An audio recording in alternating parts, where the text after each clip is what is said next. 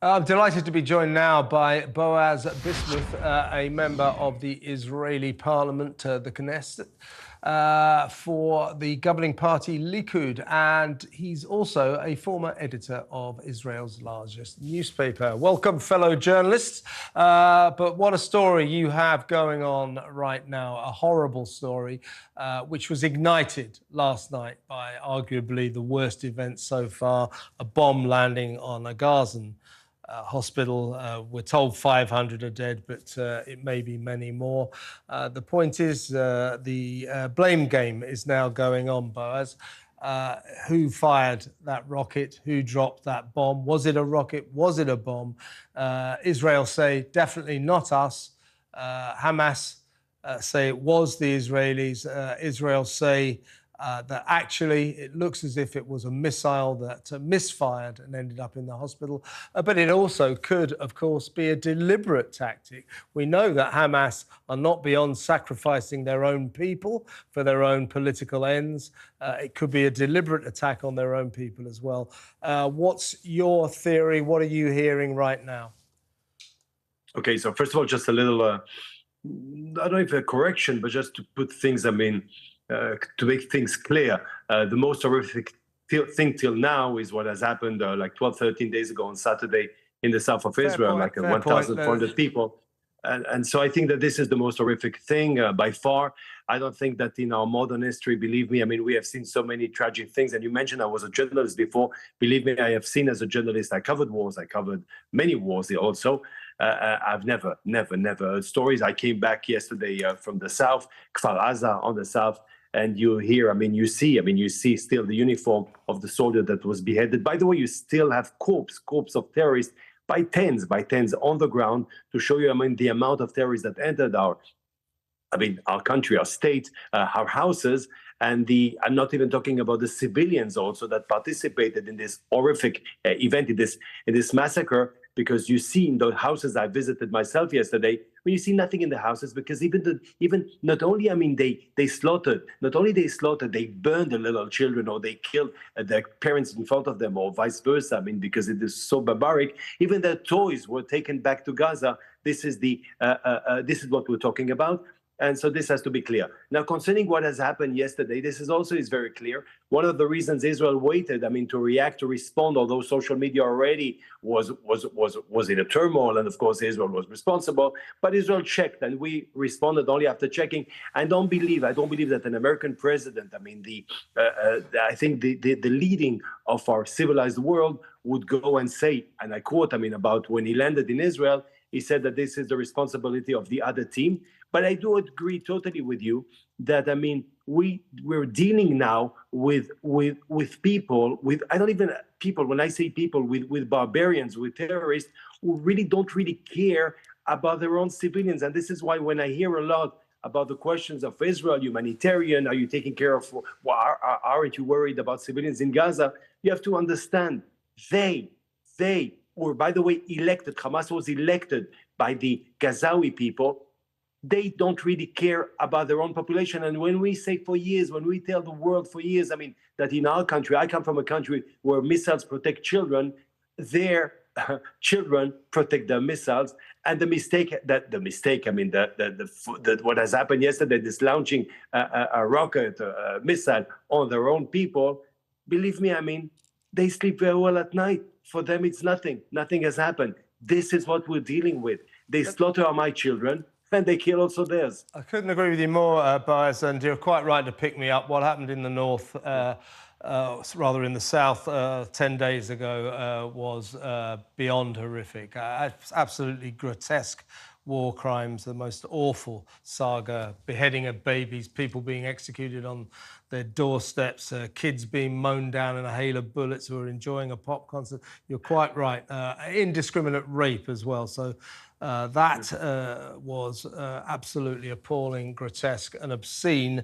But to go back to this hospital bombing or missile attack last night, if you think about it, it's important not to speculate too much, but on the eve of President Biden's arrival to try and broker some kind of peace, not a peace deal, but some kind of deal to exercise some kind of restraint in what happens in Palestine. You couldn't have chosen a better moment to destabilize those talks, could you? Yeah. So you can't help speculating that maybe, just maybe, some of these terrorist lunatics, these psychopaths, did that deliberately on their own people. And what I'm talking about here is potentially not Hamas, but an even worse group, the Islamic Jihad. It is possible that they chose this moment to destabilize President Biden's arrival, is it not? Look, I can speak of things where I'm certain. I'm certain, I mean, that this missile rocket was launched from Gaza. This is 100%. I mean, it's clear, and even the American president has understood and said it by himself. He said it himself. We're clear. This is 100%.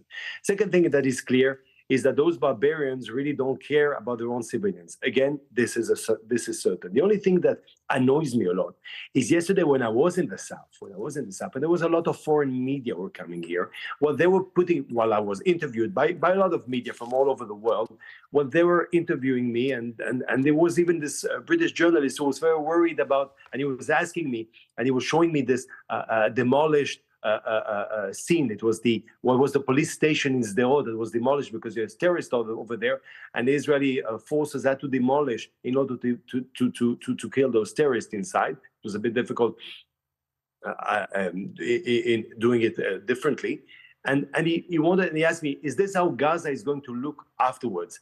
And I answered him, no, this is how terrorism is going to look after the war we're having now against Gaza, because otherwise, not only Israeli population will not agree, it's history that will not forgive us. So again, we're dealing with people, and this is why this war is so cruel, because you're dealing here with people who don't really care, about human life. For you, for me, for the people who are watching us right now, life is sacred. You will do anything in order to save a life. You even treat in hospital your enemy. This is Israel, by the way. Come to our hospitals and you find us treating our enemies. On the other side, you're dealing with people who don't care about the lives of their own family. And this is why it's tough and rough. But you're asking about ceasefire. You're asking about peace. You mentioned the word. Peace, of course. Maybe my answer will be a bit descriptive. Something that happened Saturday, almost 2 weeks ago. I was watching the event with my son. My son is nine, a bit more. And it brought me 50 years ago. I was 9 then. It was 7th of October. It was the 6th of October. It was this time holiday Simchat Torah. Then it was Kippur Day. We're surprised then and in 1973 and in 2023. But there was one big difference while you're talking about peace and ceasefire. 50 years ago, we were surprised and we had a rough, tough, tragic war with Egypt. We won, but the price was very heavy. 2,665 soldiers. Yet, 4 years after, President of Egypt landed in Israel and we made peace. Well, let's hope for that, Boaz. I've got to ask you. No, but here... I know, I get that. I can't let you just talk constantly, Boaz. I've got to ask a question here and there. Yeah. That's the way it goes. You know, you're a journalist. What will happen? We were told there was going to be an invasion, land, sea and air, and it was imminent. There are hundreds of thousands of Israeli troops gathered on the border of Gaza. That seems to have been delayed. We're assuming it's because of President Biden being in the territory. And there is now talk that maybe this invasion won't happen at all, and that there may be some other tactic employed by Israel to exact revenge and to get Hamas. What is your view? I mean, will Israel invade Gaza or will it not? Look, I'm not a military, as you said yourself. I'm a member of parliament. The only thing I know, it started with this horrific event that we mentioned before, and that we'll never forget. It will be a bleeding scar for our nation. Yet I know it will end. It will end by destroying Hamas. Nothing less is acceptable. What will happen in the middle, we'll have to wait and see. There will be developments. There might be surprises. There might be things that we don't even think of right now, but we know how it will end. It cannot finish without destroying Hamas. And what we had yesterday, we cannot accept tomorrow, meaning Israel leaving or containing a terrorist entity. It means that Israel cannot cannot accept things that we accepted yesterday. So again, we know it started, we know it will end. What happens in the middle, we'll have to wait and see. What about the Prime Minister, Benjamin Netanyahu? He's catching a lot of flack for what appears to be an intelligence failure. Israel caught napping by the Hamas invasion. Usually we expect Israel to be on the top of its game. It has a fantastic intelligence service, arguably the best in the world. What went wrong there? And do you think the Prime Minister may have to resign because of it? Look, it is no time for talking about, conclusions, questions and conclusions, but it is obvious that there were failures, important failures, in action and also in conception, in action, of course, and also in the thought. Yet, for the time being, as we're at war, all the generals in question, or the chief of the army, and the Ministry of Defense, and the Prime Minister are the best ones we have, and they're going to win the war, and they're going to win it big.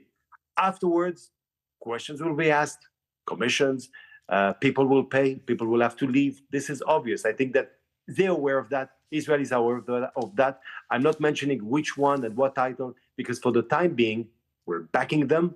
And for the time being, they are the strongest ones. And for the time being, they are the ones who will destroy Hamas. With, of course, our amazing soldiers. And of course, also the amazing and very strong population that you have in Israel. Yesterday, I was in the south. And I must say, this is our nation. Very, very brave people. Yeah, just very quickly, because I haven't got much longer.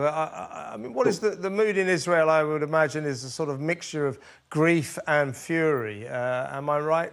Just a quick answer, please. Look, grief, of course. Because we're still. We're burying our dead. And it will take time. So many. And in Judaism, one life is like a whole world. Yet, as I told you before, okay, as the French would say, Boaz, we're going to have to the go state now. of mind is high, and we're going to win. Thank you, very Boaz. much, Thank you so much.